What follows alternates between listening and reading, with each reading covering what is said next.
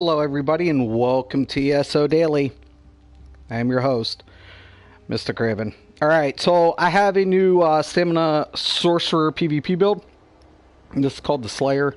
Got to play around today with it in Battlegrounds. Disclaimer, I still working on a few techniques as far as mastering like animation cancellations and things like that. So I'm still trying to get the stam sorc down, but the build performed really well. Oh my gosh, I was getting 1-2 shot like hits in, depending about two hit combos in, and it was just amazing. Its raw damage was noticeable. I mean, it was amazing to say the least. I was really happy. I'm really happy with the build. I played around with it this morning, and I finalized it as far as the configuration and what I was happy with. So without any further ado, I'm going to introduce you guys to the Slayer. Okay, so let's go ahead and get into the character sheet. You're going to see my max health is at 20,144. Max stamina is at 37,307. Stamina recovery is at a nice 1,967. If you wanted to push down the stamina recovery and go with a little bit more weapon damage, you can, because the weapon damage on the Maul side is 2,578 without any buffs. I'll get into that. Weapon crit is at 46.3. The resistance, very important with the resistance. I will be getting into this. Without Hurricane, it's at 13.44 spell and 13.210 in physical, and critical resistance 1,907. Below, you're going to go ahead and see I'm using the Lover Mundus, which is going to increase spell and physical penetration, and I'm going to be using the Dubious Kimura Throne. All right, on both sides, you're going to go ahead and see the health and stamina remain the same. Stamina recovery remains the same, but weapon critical is going to boost up to 51.3, and our resistance remains the same. All right, so let's get into the gear here. We're going to be using Sword Singers and Spriggans, along with Slime Crawl's mask, and I'll go down piece by piece. Okay, so I'm using the Sword Singer's Maul, transmuted Nirnhone. All right, so it's going to give me that really nice boost to my weapon damage by 15%. Currently, I have this. I need to enchant this. Let me go ahead and get my enchantment on here.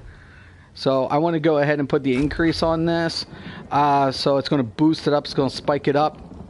So, Sword Singers, what does it do? It's going to give me max stam, it's going to give me weapon damage, it's going to give me critical, and it adds 434 weapon damage to my two-handed abilities. Now, this doesn't need to be static, so that's why I'm using the Spriggans. So, on the bow side, you're going to see that I'm running 5 Spriggans. Spriggans are going to give me max stam, weapon damage, and guess what? Penetration. Now, the reason I did this is because when I'm on bow side, I need that pen, because in the passives, in the two-hander, you're going to notice that I have the passive down here in heavy weapons. Maces cause my attacks to ignore 20% of my target's physical resistance. That's why Spriggans has to be on the bow side and Sword Singer Maul on the two-hand side. Doesn't need to be static. I just need the Sword Singer on the two-hander, and that's why we want that extra penetration, because we don't have that 20% to take off to the top. All right, so there you have that. Going down, I also have the Spriggan's Bow. Once again, this has been transmuted to Nirnhone, and I'm going to be running the nasty poison here. That's going to be a main poison. So I'm going to increase the cost of my victim stamina abilities by 30% for 4.3 seconds. I'm also going to apply minor maim. That's going to reduce my victim's damage by 15% for 2.3 seconds. And I'm also going to get, yes, minor innervation, which is going to reduce their critical damage by 10% for 4.3 seconds. So the whole idea with the Stam Sorc, I'm going to be up in players' faces, especially with other Stam players. What I want to do is reduce their damage on the critical level and the base level and the base. So I'm going to cut off their base damage by 15, and I'm going to cut off their critical damage by an additional 10. So it works out great, and I'm going to increase their cost. So as soon as they keep trying to use abilities, they're going to bottom out. If they bottom out, game over. Slime crawls. I'm going to be using slime crawls on this build. So I have this infused max stamina. Slime crawl is going to be great. It's going to give me that weapon critical. I'm going to gain minor berserk at all times. That's going to increase my damage by 8%. This is a 6-1 config. So I have 6 medium, 1 heavy. So this is medium. My chest is Spriggan's Jacket infused, medium. My slime crawl impen, heavy shoulders. I have my sword singer's belt, well fitted. I have my Spriggan's bracers, well fitted. I have my Spriggan's guard infused, and I have my Spriggan's boot impen. If you want a little bit more impen, feel free to take one of the infused pieces and put it impen if you like. That's up to you.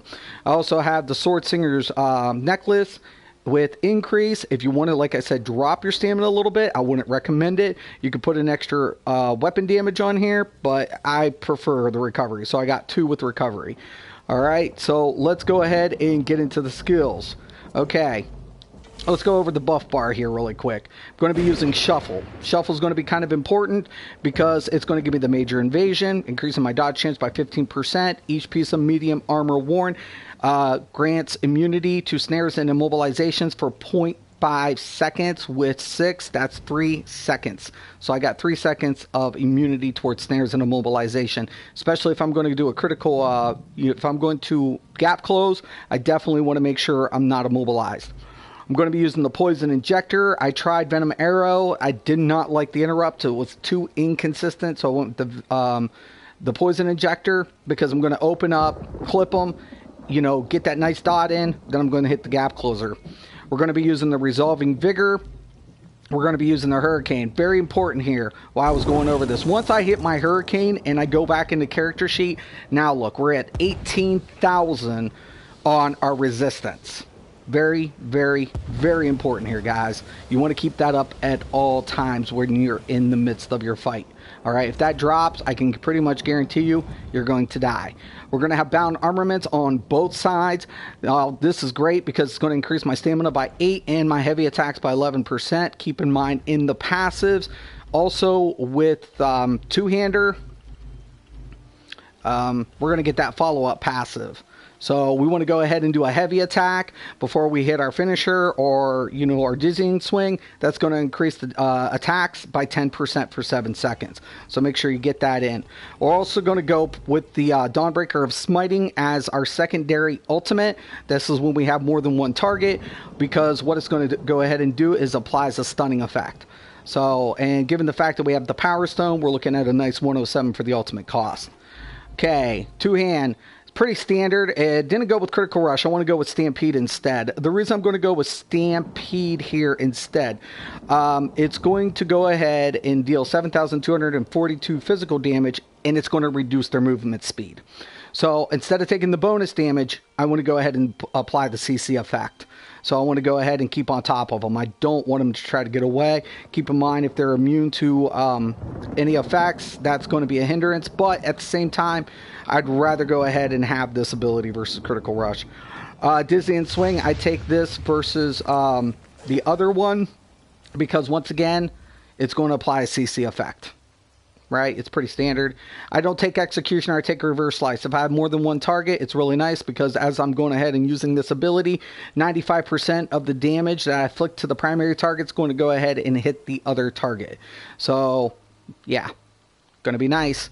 I was trying Forward Momentum, but I actually went with Critical Surge. So since I went with 6-piece and I had that Slime Crawls and I got that Sword Singer, and we got the nice bonus to 51. That's what's going to be really nice. So when I switch and I hit Hurricane, when I use this ability, it has a chance to crit.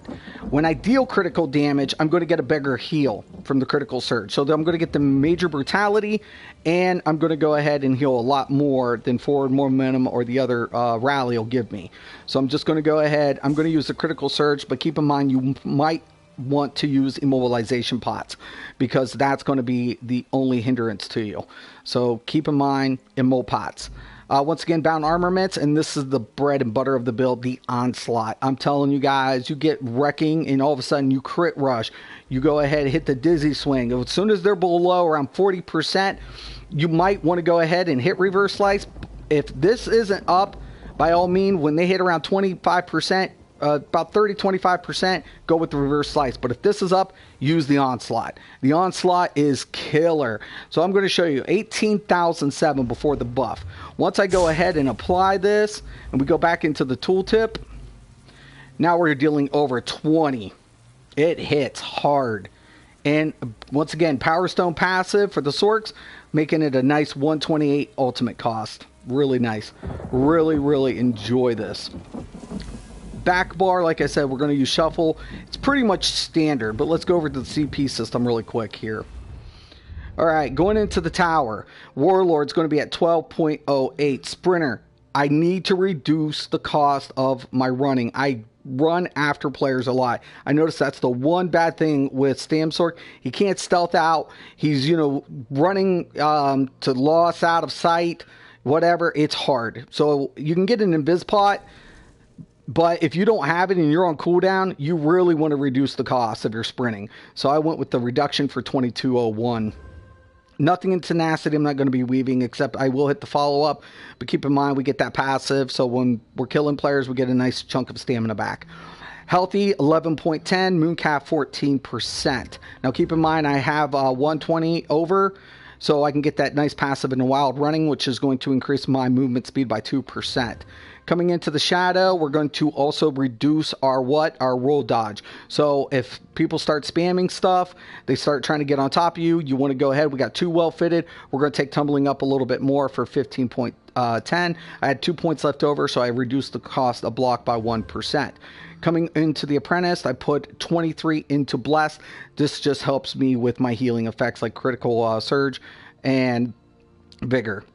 Okay, coming over here, we got 9 points in physical weapon expert, so it's 606. Master at Arms is 21.18.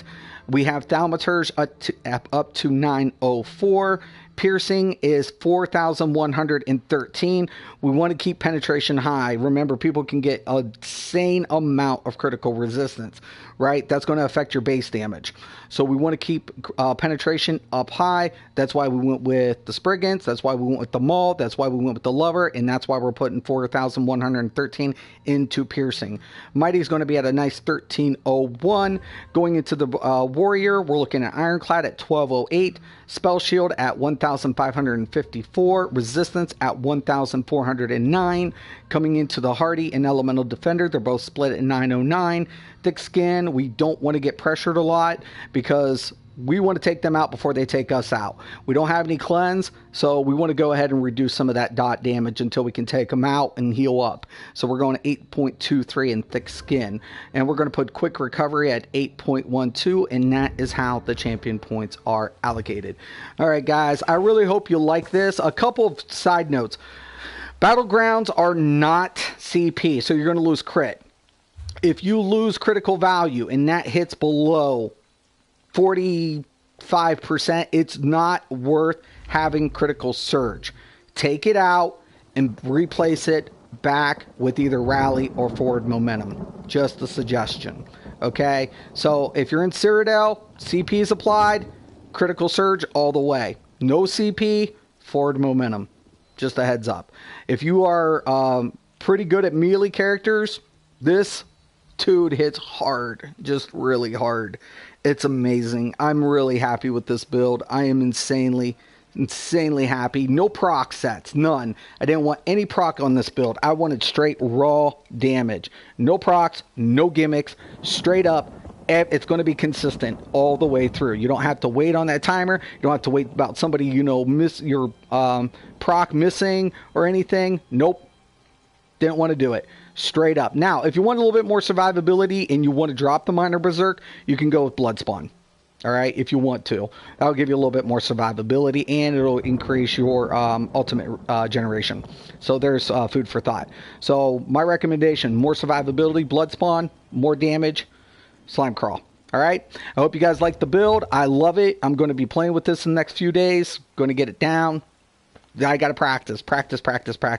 Once again, thank you for watching. This is Mystic Raven. This is ESO Daily. And as always, have a nice day.